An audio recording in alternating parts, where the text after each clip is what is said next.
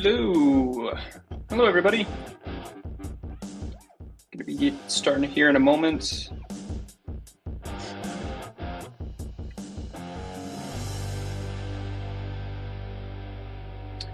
All right, everybody. Welcome to Wolfpack Unleashed. Un momento while I hide that, so that way you can see me. Nice. All right, just as we do per usual, before I get started and jump into it, if you guys could just leave a comment, we can see everybody's comment, no matter what platform you're on, just so that way we know you're here and you're alive. Hey, Ronnie. Hey, again. Hey, Ronnie.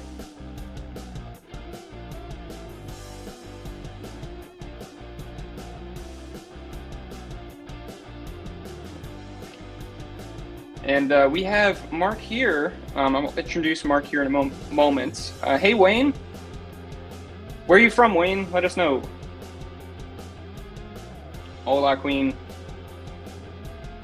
Howdy from Georgia. Nice. Cool. All right, well, we're going to go ahead and get started. So today we actually have a really awesome webinar. Unlike our typical webinars that we've done in the past, we've had kind of like a little presentation going, and this one we have a really great speaker, Mark Hummel, the CEO of Inspection Empire Network, or Inspector Empire, I'm sorry, IEB, Inspector Empire Builder. I butchered that for you, Mark, I'm sorry, but we'll get Mark Hummel up here in a moment. And Mark Hummel is going to be talking today about your mindset and how to unleash your inner business leader. So Mark, I'm going to bring you up on stage with me and go ahead and give your introduction. That's going to be better than how I did. Aaron, you nailed it, man. You nailed it in the best way, because now I get the opportunity to say it again. And I appreciate that. We couldn't have coordinated that any better, probably. So it's not Inspector Empire Networker, it's Inspector Empire Builder, IEB. I'm really honored and excited to be here with you, Aaron, and just really kind of riff a little bit and chat through some of these really important concepts when it comes to running a business of any size. Now I'm going to start off by kind of dropping this thought right away. When we start throwing around the word mindset, a lot of times people who are hard charging, driven entrepreneurs, almost immediately they'll turn their mind off. Like mindset, like that's like warm, fuzzy stuff out in the clouds kind of stuff, right? That's the poster on your wall that says no challenge can hurt me. That's the stuff that everybody kind of comes to in moments of pain. But for those entrepreneurs who are really sort of driven and focused, sometimes we can breeze right by it and it becomes a missed opportunity. So I'm going to tell anybody who's listening to this, if that happens to you, if I say the word mindset and you think, oh, okay, something fluffy's coming, change the word. Okay, because really what we're talking about is the power of thought, right? The level of thinking that you do as an entrepreneur and as a person running your life. So if it's helpful to think about it that way, going from let's focus on mindset to let's focus on the level of thinking I bring to the table, that's an appropriate lens for anybody to look through. So with that, like Aaron said, my name's Mark. I'm the CEO of Inspector Empire Builder. What we do is run a mastermind business coaching group specifically for home inspection companies and the owners and their leaders. And we've been doing this for something like 6 years at this point. There's a few hundred companies coast to coast in the US and in Canada that are in our mastermind group. And it has been this amazing journey over the years of just hearing from people in the home inspection space, hearing their struggles, hearing their stories of triumph. And interestingly, a lot of learning comes from that. We started off IEB with the idea that we've got a great business model and we could take that to the industry and help people move in their mind from thinking like a technician to thinking like a business owner. And that would give us sort of the platform to meet a lot of great people, and all of us together could continue to refine the model and improve the entire industry. Excuse me. Well, that's been going strong for years at this point, and I got to tell you, it is not slowing down. In the last probably 5-6 years, we've seen a lot of industry shifts, right? Some big industry shifts. In fact, a few of them that are still happening right now. We're still sort of in the refractory period that has been a byproduct really of the COVID days, where things kind of came to a screeching halt, went up for a while, and now we're kind of going down. And we can talk about all the different reasons that the markets are doing that, but the point is the industry is shifting. There's also another thing that's happening in the industry, and one thing that we're focused on, which is the industry is maturing. If you've been in home inspections for a long time, you've probably seen different stages of the industry, and every industry goes through this as it matures. Right now, our industry is in the age of technological advance and consolidation. It's a really interesting thing. So another thing we've seen is the human element. With hundreds of people in a group talking about building a business, and all in a like-minded way, cutting the trial and error out of building a specific kind of business, a service-based business like a home inspection company, you start to be able to see lots and lots of patterns. Not just patterns in business growth, but patterns in the behavior of the people who grow the businesses or don't. So I'm going to talk today a bit about some of the key traits, the things that I see in the people who do really well growing their business, and just kind of drop a few strategies and tactics for you guys who are running home inspection companies. Really, you could apply this to any small business. Before we go there, one thing that's important to understand is some of the common ceilings that we see in the home inspection industry. The reason it's important to kind of start with the sort of negative side of things, the reasons people don't achieve success, is because chances are there's going to be somebody listening to me saying this who goes, that's me. They're going to have that thought, right? That's me. I'm at that ceiling right now. And that person's going to need a way past that ceiling. They're going to need a way around or over the roadblock. And the truth is it's probably simpler than that person thinks. So for years at this point, we've seen these ceilings play out as a pattern in building home inspection companies. And I'm going to just kind of talk through different business stages in the home inspection space and give you guys a little bit of a glimpse of what we see. So stage number one, somebody decides to become a home inspector.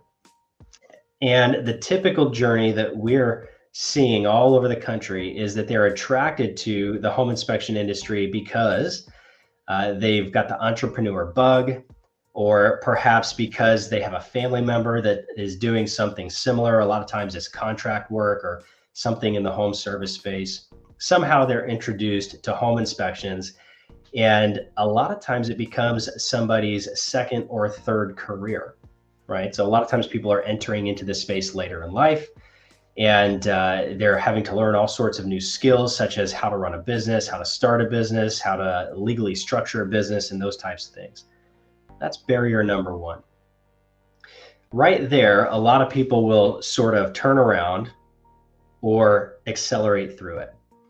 If they decide to accelerate through it, then they'll typically go get some sort of training, depending on their state, a license, a certificate, a $20 training online or whatever it is, wherever you live. And I'm joking about the $20 training. Don't go Googling $20 inspector training. But a lot of times, if they get through that stage, when they go through school or whatever their training is, they start to hear things that sound like, oh yeah, you can make 70, 80 grand, 100 grand, 200 grand in your first year. You can just have all the money and time freedom that you want doing this type of job. And that's very attractive. And people go into this industry believing that that's possible. I'll be the first to say it is possible, but there's a lot of things that you have to do to accomplish that. So the first ceiling or barrier that people get to as they complete their training is they've got to get through this all of a sudden, this big roadblock that comes at them when they now have their shiny certification or license. They have an LLC, a website, and all the stuff you need to start running your business, and no clients. A lot of times guys get sort of smacked in the face a little bit when they realize that, okay, there's actually some work that has to be done here to go out and get inspections. And if you're lucky and well connected and you happen to know agents or people who can give you referrals and different things like that and help you get off the ground quickly, then that's helpful, but you'll still learn this lesson at some point. Growing your inspection volume is not something that organically happens. There's work to it. So ceiling number one, how do you get the phone to ring? We're not necessarily going to go into the strategies and tactics of that. That's what we do at Inspector Empire Builder. Today, we're going to stay higher level than that and talk about the people who do and don't get through these ceilings. So if ceiling number one is, how do I get business? How do I actually start to fill up my capacity and make some money and make a living, let alone eventually hire a team? The difference between the people who do this really well and the people who slowly do it over time, or even never do it and have to leave the industry quickly, is that they've made a decision. That might sound really simplistic, but you're going to hear me say that a lot. They've made a decision to grow their company. And when I say decision as a business coach, when I say decision, I mean there's no turning back. They decided, I'm going to do the things it takes to grow my business. And then they get to work deciding what those things are, and then they apply consistency, time, energy, effort, and intensity when needed. So people always ask me, like, how do you get through ceiling one? I just need the phone to ring. And they're expecting me to say things like, it's going to be a social media campaign or send 1 million emails or go to, 756 open houses. It's simpler than that. The first step is to decide that you're going to grow your company and burn the boats. Do everything it takes. That decision cannot be unmade. If it can be unmade, you didn't really make the decision. One of the next ceilings is, oh my gosh, now the phone's ringing. How the heck do I get it to stop ringing? I'm so busy. I can't stand it. Can't keep up. I'm turning business away. Hopefully you've gotten there. If not, I hope that you do get there. But that can be a really painful place to be if you know that you've got business coming your way, but you're just so physically taxed that you can't do more inspections. Then that can really start to play tricks with your mind. Do I hire somebody? Do I just be okay with where I am in life? Neither one of those are wrong answers. But this is another point where people can sort of spin their wheels and it becomes a ceiling. Now, we could make this really simple and say, okay, well, either just decide to be a single man shop and be okay with the volume of business you have, turn away business if you're doing really good and you're busy, or just decide to hire somebody.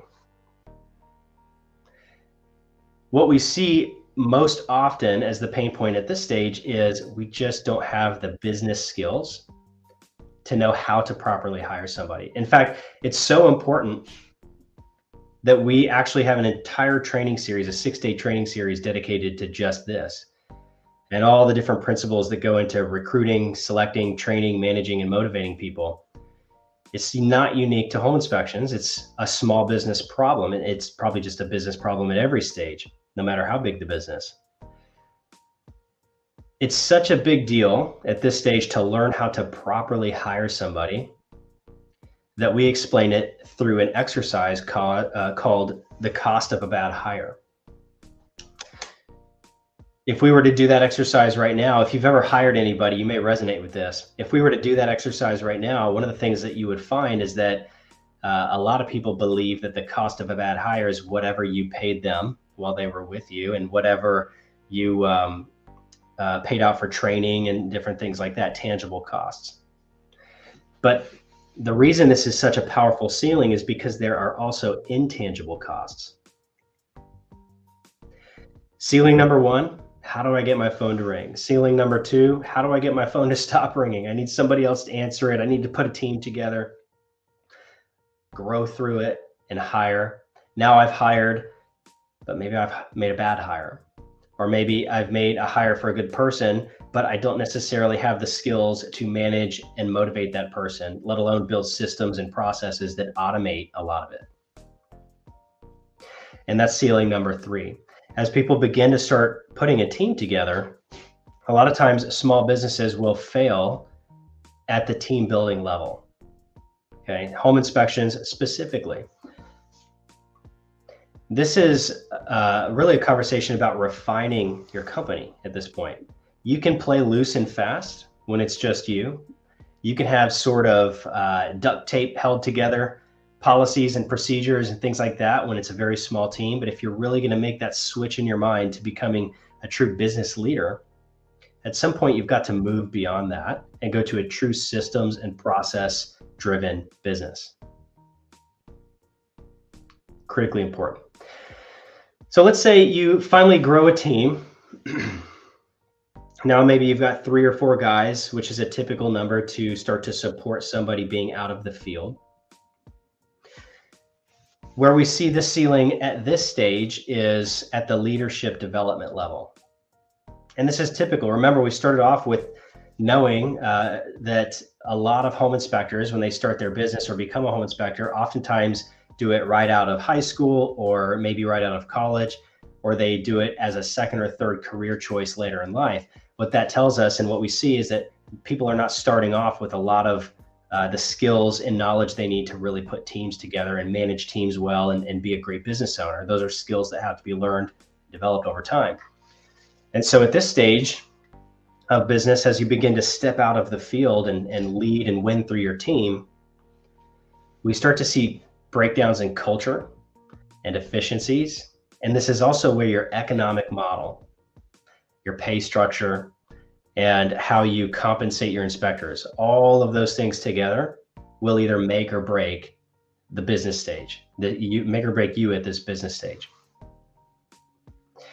So really what we've described is going from a single man inspection company to a multi-inspector firm. Most companies in the country, from our view, won't go beyond something like 4 inspectors. Why is that? Is it because they don't have the desire to? That might be true for a lot of people out there, but I happen to talk to a lot of home inspectors who have a big vision. They want to grow a true company that provides financial freedom and time freedom for them and their families. After all, that's why we all got into this industry, right? Is to just be completely free, filthy rich. I'm kidding a little bit. So if it's true that most companies will not go beyond 4 to 5 inspectors if they happen to even grow into a multi-inspector firm, it's useful to start to ask the question, why is that true? When we zoom out and we start thinking about small business in general, we'll see some things that are true across the board for entrepreneurs. And it is the ceilings that we just mentioned. How do you get business? Now you've grown your pipeline and now business is overwhelming you. Now you're starting to think about putting a team in place, but perhaps you're not quite sure how to do that. Or if you're really good at it, that doesn't always mean that it translates to great systems and processes or high levels of culture. Then when you start to step out of the field, sometimes we start to fall apart at the leadership development phase for you as the leader. If you do happen to be one of those rare inspection companies that makes it to more than 15 inspectors, many of those are in our mastermind group, so we get to hear their journeys, hear about their journeys a lot. If you do happen to make it to that space, which is rare territory in the home inspection industry, all of these same things are true now at a divisional level. Each division essentially acts as its own business unit, service, operations, growth, and whatever else you have in your company organizational structure. And the same things occur. How do we manage the volume that we have? How do we lead the team? How do we have refined systems and processes and a strong economic model? The conversation is the same at whatever business stage. The common ceilings are having a strong vision. Why are you doing what you're doing in the first place? Getting into the industry or the division or whatever it is you're doing, and then all the other things I just kind of laid out. So these patterns are pretty interesting to wrap your mind around. Anytime there's a pattern of ceilings, that means you can build a system around it. Lots of industries have matured beyond the issues that we see in the home inspection space, and it is pretty interesting to watch us as a maturing industry struggle with things that have been nailed decades ago in other industries.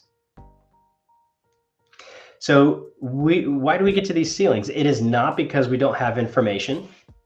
Everything we could ever want information-wise is right at our fingertips. In fact, right here on this phone, I could get any piece of information I want. And if I can't find it, I'll go to ChatGPT and we'll make it up together. It's not because we don't have the information. It's not because we don't have experience. Experience you can get. You can also leverage the experience of other people. It's not because we don't have access to proven systems and models. I'm proof of that. We have a business model that we teach people that we know works. It's not because of time, money, or other resources. These are the excuses people bring when their business is struggling. I just need more information. I need to go learn more things. I just need more experience. I'll get it along the way. I just need to figure out how to put my systems, models, processes together. I need more time. I need more money. I need other resources, whatever that is. There's also this thought that some people just have it and some people don't. Whatever it is, that's been debated actually in the academic world for a long time, in behavioral studies and different things like that. What is it, as people have defined the word? And sometimes it's defined as charisma or natural leadership ability or intelligence, insert whatever word makes you comfortable. Sometimes the excuse is, well, I don't have it, or that person just has it. But I'm going to tell you right here, right now, none of that stuff is really what's happening. especially as we get laser focused on home inspection companies and we talk about the companies that are really excelling in the industry and the companies even now in where most people are experiencing a down market, the people who are doing really well, what is the difference between them and companies that are not? What's the difference between an entrepreneur that's excelling through tough markets, excelling through super busy periods without all of the chaos, and the people who sort of spin their wheels with desire to grow a company, but they're stuck? This is one of those moments where I'm going to say the word mindset. And I've already warned everybody listening that if that word doesn't resonate with you, it's okay, change the word. Because the concept really is, how are we thinking? From what level are we thinking about our business? Your level of thought. We're going to put some definitions to this to make the conversation a little easier to digest. And it kind of goes like this. So when people come to us for coaching, one of the first things that happens is we've got to understand where they are, right? We've got to do a quick assessment and understand, okay, where is this person coming from in their level of thought? Are they a technician level thinker, or are they a business level thinker, an entrepreneur, a CEO? Now, you may have heard that before, right? The difference between a technician-minded business owner and a true business owner. And the truth is it's a big gap. We're going to put a couple questions out here in a second just to help you do a little test to decide, am I a technician level thinker or am I a business-minded person?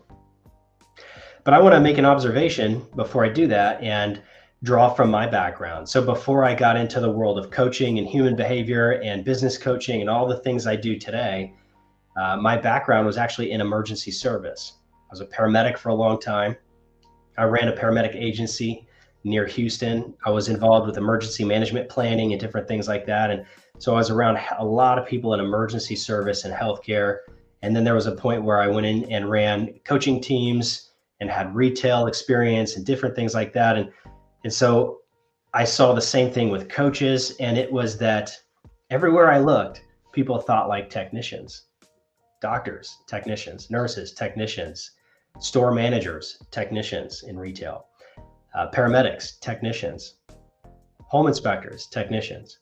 In my background, working with technicians, I got really good at being able to tell whether somebody was going to rise above their level of thinking as a technician to a leader, or if they were just going to stay at the technician level for the rest of their life.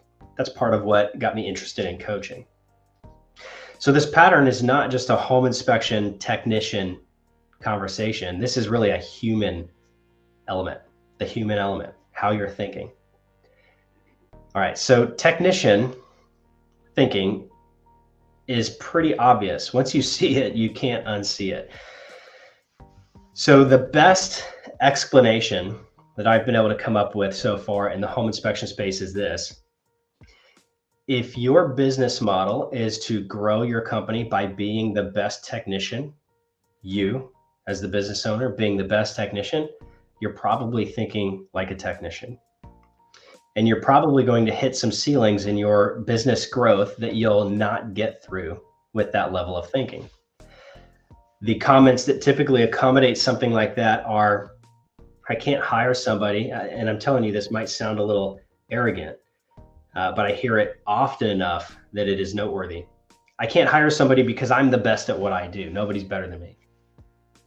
Okay.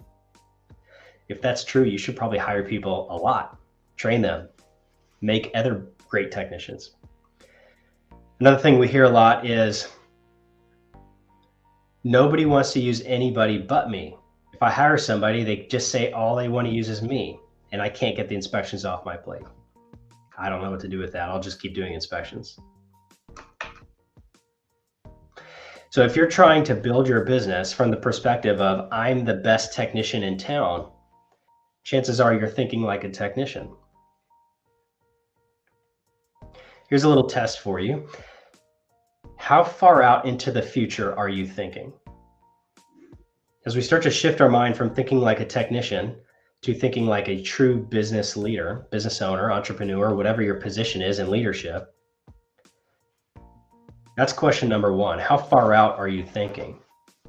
Are you thinking about just getting inspections today, this week, this month? Are you only focused on this year's goal? We got 300 inspections last year. Let's get 350 this year. True leaders at the top tiers of business are thinking pretty far out. They've got a defined vision for their company, and it's at least 5 years out for most of those people. We're big fans of having a 1, 3, and 5 year roadmap for your company. Take that with you. If you don't have that in your company, develop it. Start thinking about what your company needs to look like 5 years from now to fulfill your vision for it, and then plan backwards to have a 1, 3, and 5 year vision. So how far out are you thinking? If it's a very short time frame, it's probably technician level thinking. If it's very far out and you're defining a vision and you're walking toward that vision, chances are you're beginning to move toward thinking like a true business owner. The other question is, what's driving you? What type of reward that your business can offer you is really driving you? The technician is going to look at things like my reputation as a technician, my level of skill, constantly tinkering around with learning the next technical skill. In the EMS world where I came from, we used to call them merit badge chasers. Like, just wanted to go to the next class and the next class and the next class and have like their Boy Scout badges all over them. I'm not knocking that. But if that's as far as you go, you're probably thinking like a technician. Revenue is a big one. If you're chasing a revenue number and nothing else, you're probably acting like a technician. People who are building businesses a lot of times are focused more on building opportunities. What opportunities can I create with this home inspection company for other people? That's a whole different level of thinking. That's a mindset shift. There's this principle that we live by in IEB, which is identity-based goals. And as a business coach, I spend a lot of time here with identity-based goals. When we first introduce it to people, a lot of times where they begin to pull their identity from is what they do. I do inspections. I own a business. I'm a father. I'm a husband. I'm a mother. I'm a daughter. The things that they do. When we're really looking at your business, we want to encourage you to zoom out and start with some identity-based goals. This is the highest level of thinking that we can get to, and everything else comes from this. So when we want to really accelerate through some of those ceilings we talked about, it's way easier to do that if you're doing it from a place of, I'm doing the things I do because it's who I am, not because I need 350 inspections versus 300 inspections. An easy way to get to that level of thinking is to begin to ask yourself really powerful questions. Who am I? Why am I doing what I'm doing? Some of you may immediately think, well, I got that in the bag. I'll challenge you and say, go write a paragraph about it or write a page in a journal about it and see if you really do. Some of you may be thinking, I have no idea. I've had periods like that where I had no idea who I was or really what I was doing and why I was doing it. And that was the work. I had to get on top of that. But who are you? Why are you doing what you're doing? The next thing is, once you've sort of began the self-awareness and identity work, you can ask yourself another level of questioning, which is about the business. What am I building? And who am I building it for? What am I building and who am I building it for? I'm building a home inspection company. Okay, great. Or I love the way that some people put it, I'm building a customer service company that happens to do home inspections. Or I'm building a home service company that eventually will have other products and services and offerings, or insert whatever your vision is. I'm building this. My guess is that most of you would say that you're building something a bit bigger than just doing home inspections or whatever your thing is. Maybe you're listening to this and you're not a home inspector. Maybe you're a pest technician, or maybe you're in some other space. The questions are the same. What are you building, and who are you building it for? I want to challenge you to zoom out with that last question. Who are you building it for? A lot of us will arrive at a place where it's, I'm building it for me so that, or I'm building it for my family so that, insert reason. You need to answer those, right? So that. I'm building this for me so that what? I'm building it for my family so that what? Try this question on. Why does the world need me to build this? What will happen in the world if my vision comes true? When we start to shift our level of thought to being higher and higher and higher and affecting more people, we change our lens in a really, really powerful way. This gives me chills. Most people will have about 80 summers, maybe 80 winters. Whatever your favorite season is, use that.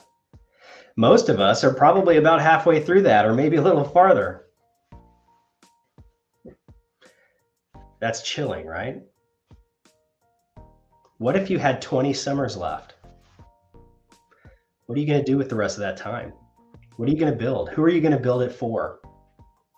These are the questions that, when answered, will accelerate you past any ceiling that will come your way in business. You won't take no for an answer if you know what you're building. It doesn't matter how hard it gets. It doesn't matter what roadblocks get in your way. It doesn't matter what negativity finds you or people try to hold you back. If you know what you're building and you're resolved, you've made the decision, there's no turning back, nothing is going to stop you. This is the question to really center on when it comes to being an entrepreneur and a business leader. Now that I know all that, I've worked through all those things, identity-based goals, life vision. I've begun to unpack that. The next question is, what should my business be doing for me?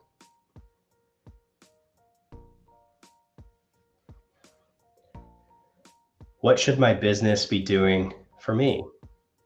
You see, as a technician level thinker, we're always thinking the opposite direction. Okay, I got to do this. My business needs me to do this. I have a responsibility to do this. But if we start asking the question the other way around, what should my business be doing for me? It has a tendency to refocus us on higher level thought. My business should be providing financial and time freedom so that I can spend time doing the things I love with the people I love whenever I want. The ultimate version of success in my mind.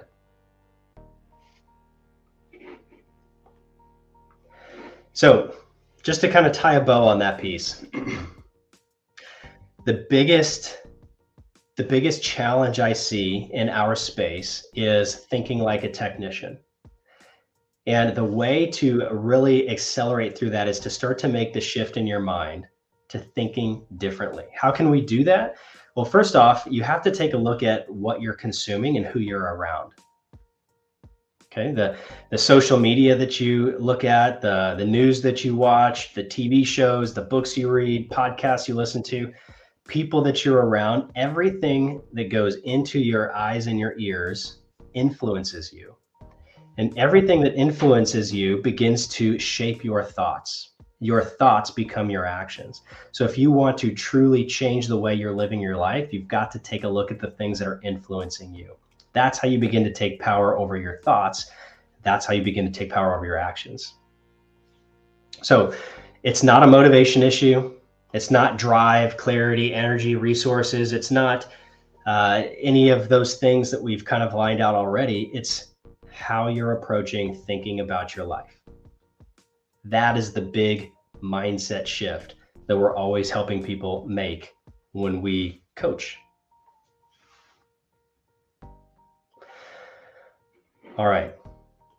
So I'm going to transition here to a couple of strategies that you can use as you're kind of walking this out. And this is going to get a little bit tactical for actual business planning. Okay, because it's great to finally arrive at the idea that, yes, I'm going to build something meaningful. I know who I am. I know what I'm building. I know who I'm building it for. I'm beginning to make the shift from technician to business focused, business thinking leader. But now we need some strategies, right? There's no reason for anybody in this world at this point to have to reinvent anything. There are systems and models and proven things that we can draw from to help us accelerate our learning. In fact, one of the things we say in Inspector Empire Builder all the time is, why waste time on trial and error? There's always going to be some level of trial and error, but if we know that many people have already gone through something, man, let's just leverage their wisdom. Let's do that. All right, so I'm going to give you all a framework for solving business problems, okay? So really interesting thing here that happened is that I actually ran into this in all different types of industries. And I've got a pretty diverse background that I'm thankful for. I don't have a lot of diversity in the roles I had, but I was exposed to a lot of people in a lot of different backgrounds. And so I've learned a lot about it. I've learned a lot about a lot of different industries. And I see this framework popping up all over the place as, I think, the best framework for sort of building a plan and accelerating through a business problem. The benefits of it is that it takes the guesswork out of the planning process. And it also, this might be the most powerful point here, it takes the emotion out of making decisions. That gets a lot of us stuck, doesn't it? We actually have a lot of emotion tied to the decisions that we're making. And that emotion oftentimes comes from not exactly being clear on what the best option is. And so we're kind of just guessing. There's some anxiety there, all that kind of stuff. So this is, there's no fancy name here. It's a 7-step problem solving model. Okay, 7 steps. If you did 5, you didn't go far enough. If you did 8, you went too far. Please tell me what the 8th step is. So I'm going to just briefly go through these. I'm not going to drill down into the tactics for each step, not very deep anyway, but know that this is maybe several hours worth of teaching all on its own. So if you're listening to this, just jot down the steps. And if you want to go deeper, I'm always happy to jump on phone calls with people or message back and forth. You can find me on Facebook and LinkedIn or different places. So 7-step problem solving model for your business. So let's put a scenario to this.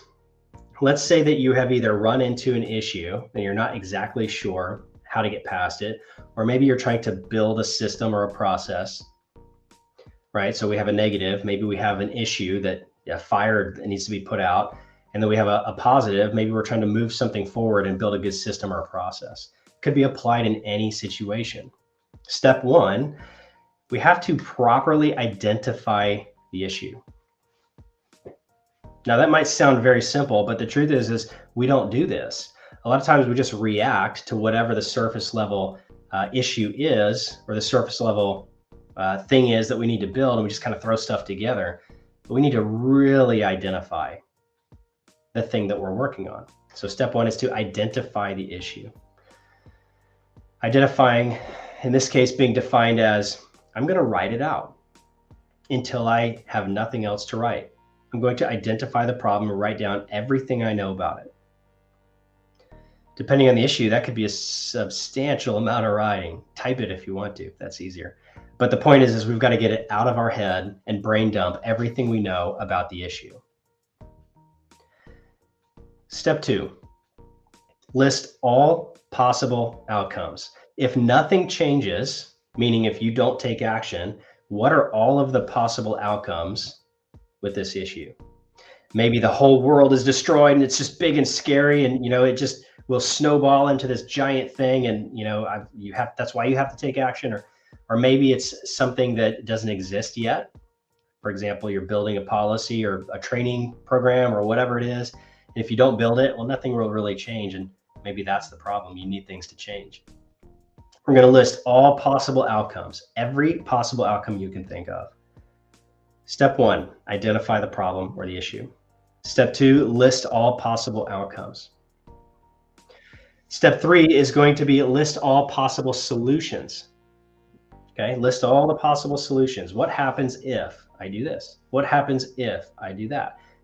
Go on and on and on until you until you really run out of ideas.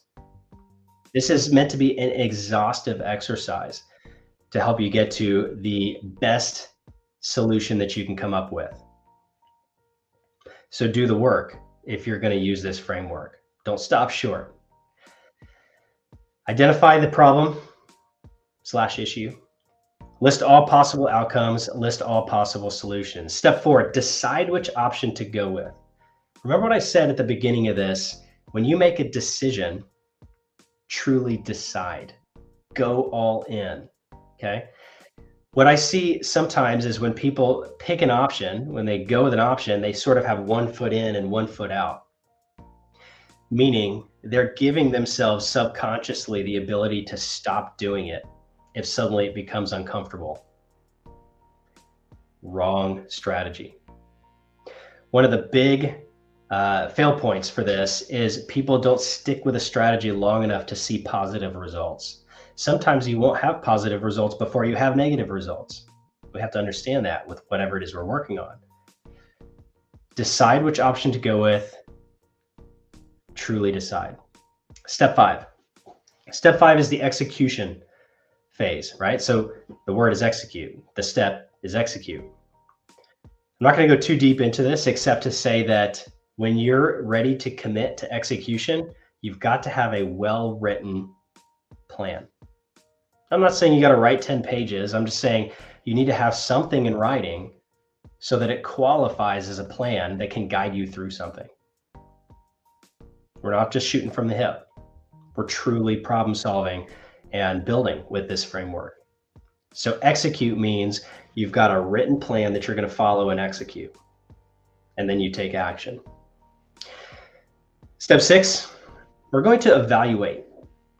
We're going to monitor this, whatever it is, whether it's growth work and it's super easy to monitor, meaning I made this many phone calls, I got this many conversions, or whether it's something more abstract where you've got to take some empirical data and just kind of jot down thoughts.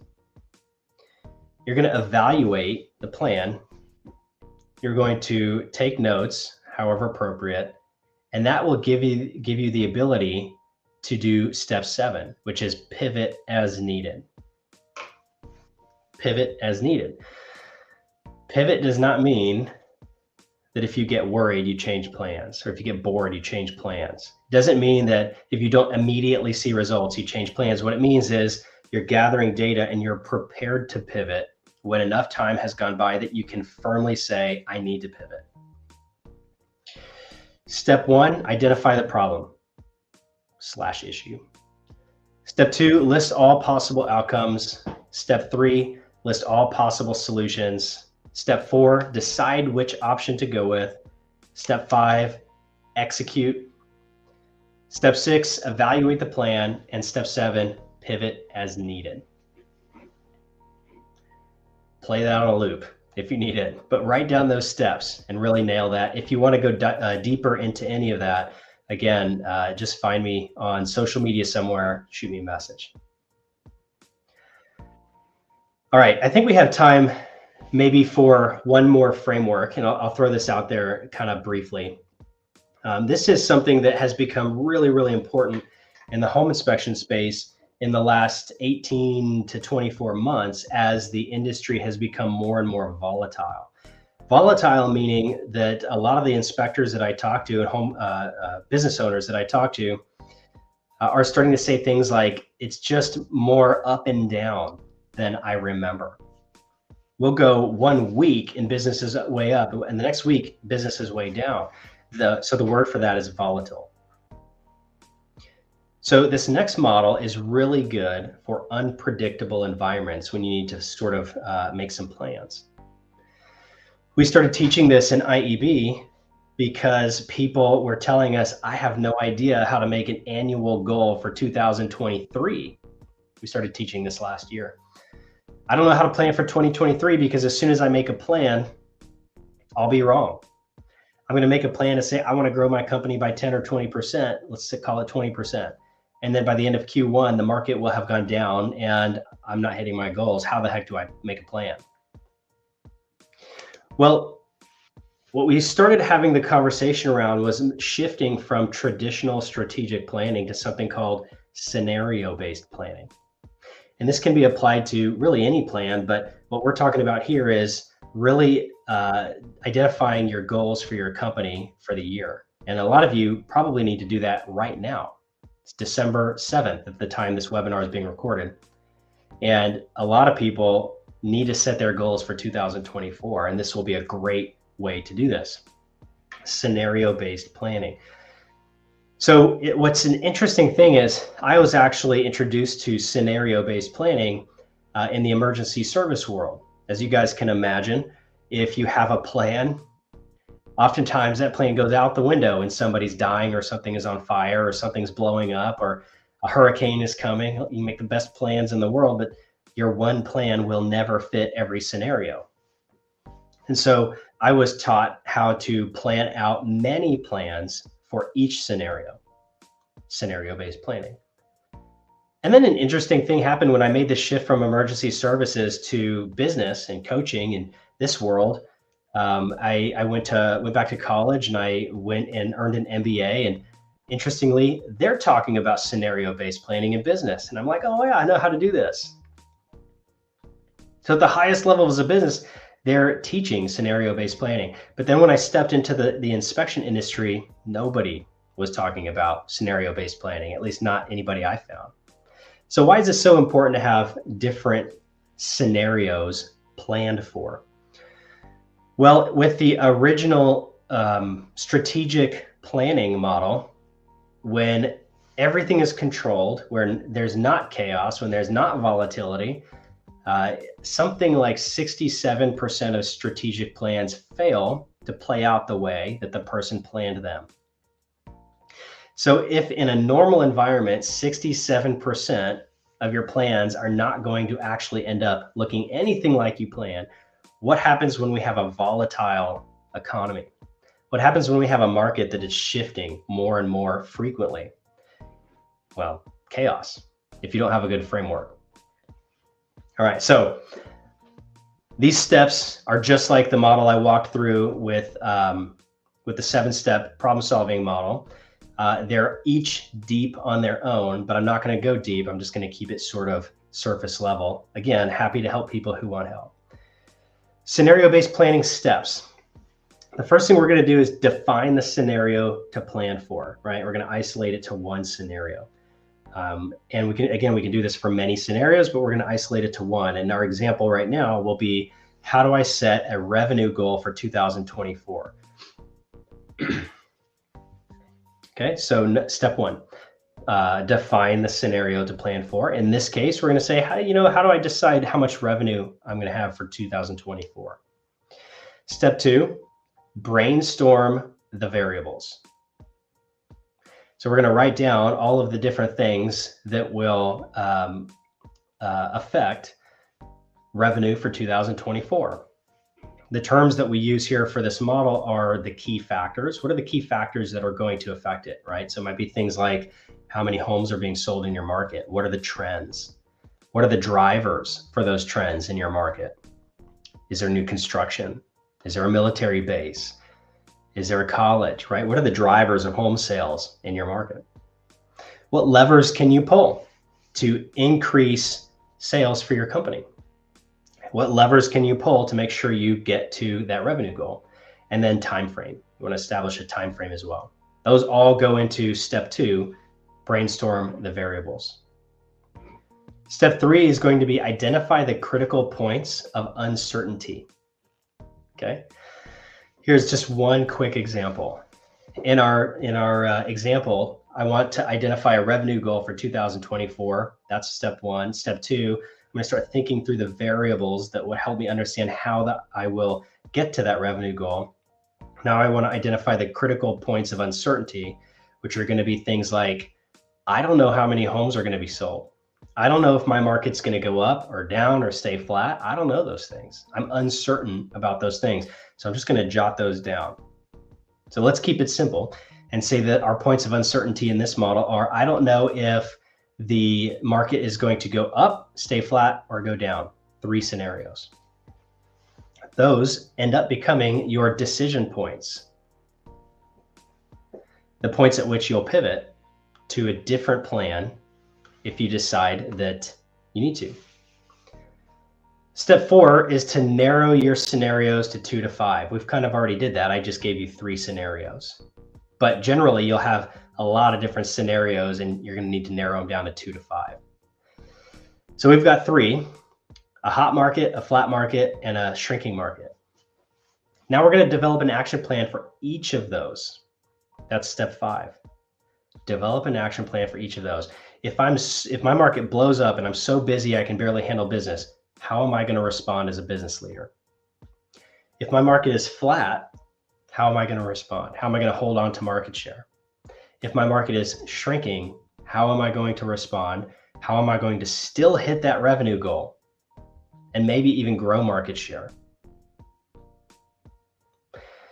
3 scenarios, 3 different plans. Now, step 6, the last step is evaluate your model for gaps. You're going to try to break the model. You want to think through all the steps and say, okay, what happens if this occurs in my market? Does my model work, right? And you're just going to keep going through that until you get to a point where like, okay, I've got a polished 3 scenario plan here.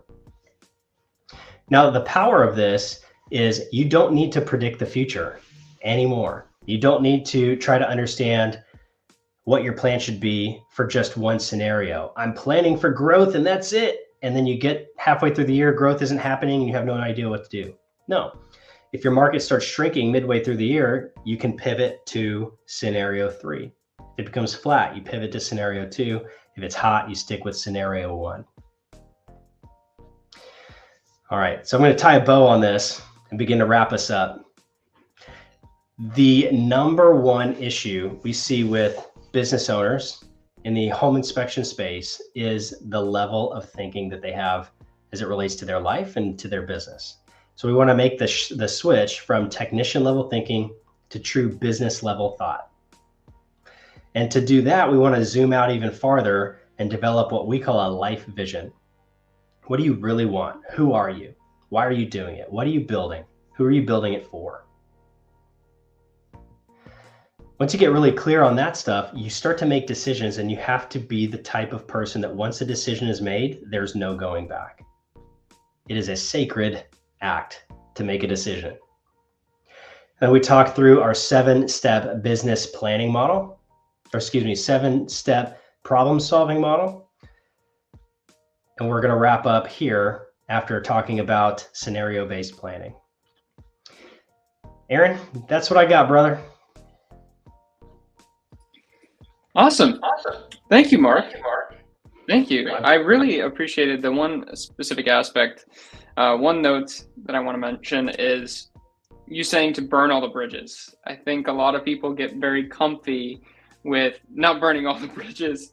And really, it's when you do that, you have no other choice but to move forward. Yeah. A lot of powerful things happen when you don't have choice. And we see that a lot. And it's just human nature is we want to make sure we have some way back if things get painful. But if you don't have that choice, you make more powerful decisions in my mind. So. Awesome. Well, thank you, Mark, for being here. Everybody, give a big thank you to Mark. Go ahead and clap your hands. Say it in the comments. So thank you, Mark. And Mark, I'm going to put you down below. You're still going to be here. We can hang out afterwards. I'm going to end the stream. All right? All right. Thanks, Aaron. Really appreciate you, man. Bye, everybody. All right. Thank you, everybody, for being here. I appreciate it. Y'all have a great rest of your day, great rest of your afternoon, and we'll see you on the next one.